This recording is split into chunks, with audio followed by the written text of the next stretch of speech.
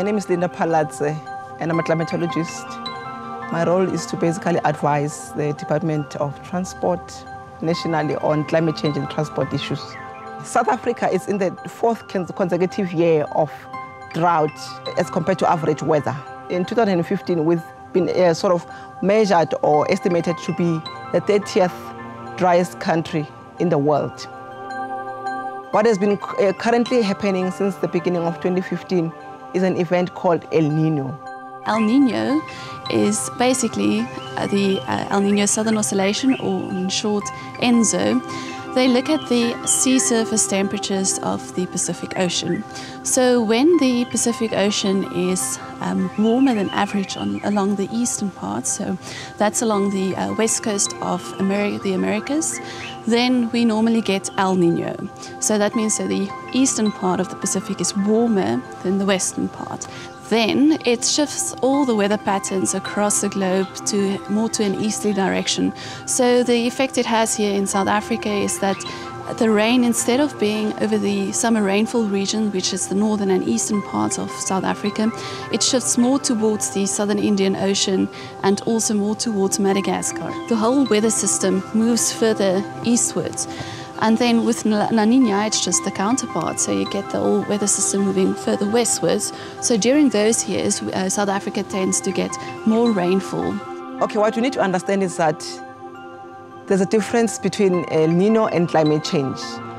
Because already we had an existing climate change impact that are already existing in this country. So it makes the climate change impact even worse.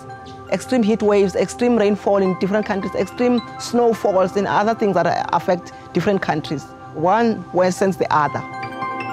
Particularly the subsistence farmers has been struggling a lot in terms of reaping from their crops that they planted, because they depend entirely on the water from the rain, for harvesting purposes and to make sure that their livestock is fed, or they drink water so that they can, grow and become, the farming production. Ek is Gawe Jacobs, ek is 'n boer in Nigel distrik in die Oosrand. As jy nou hier agter ons kyk, so jy sien dis geweldig mooi groen en dit is die gras lyk groot en in die saad en alles. Maar ons het geen oop waters op enige een van ons damme wat op hierdie stadium waar die vee uit kan drink nie. So dit is oop waters het ons nie. Nou van jaar dit moeilik gemaak het. Ons het baie min reën in die voorjaar gehad en dit was geweldig warm. En nou hier teen die einde van die seisoen, afgelope maand en 'n half kry ons baie mooi reën en hy's beter versprei. Maar as jy na die seisoen globaal kyk, dan is dit eintlik 'n baie moeilike jaar gewees. As dit so droog is en jou verspreiding van jou reën is so swak, dan kom jou beeste wat op hitte moet kom om siklus sit vir gedek te word deur die bulle. Hulle kom nie op so wat hulle moet opkom nie.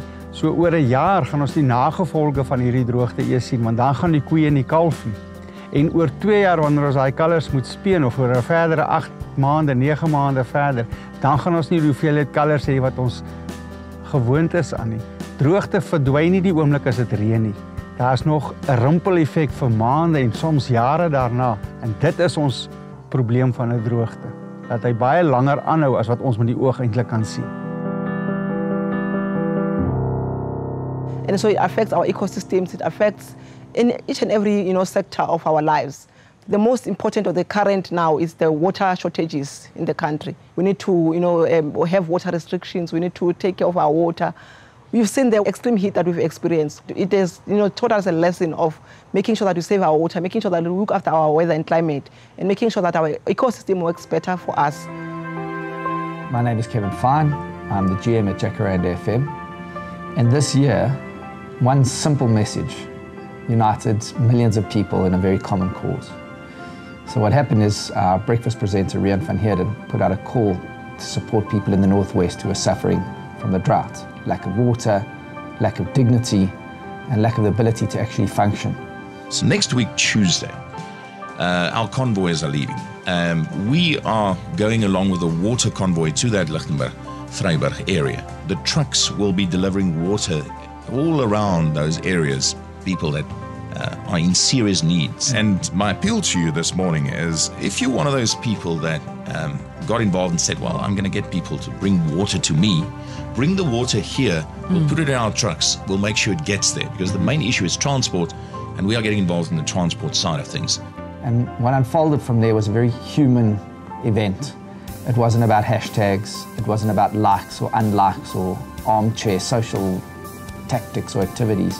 It was about people literally getting off their couches, bringing 1.5 million litres to our studios. What left the greatest impression upon me is that in an age where people are able to push a button and transfer money or give the responsibility to somebody else, this project really moved people. It really warmed my heart because people didn't sit on their couches, because people drove hundreds of kilometres, gave up their time, and they gave up themselves for something better.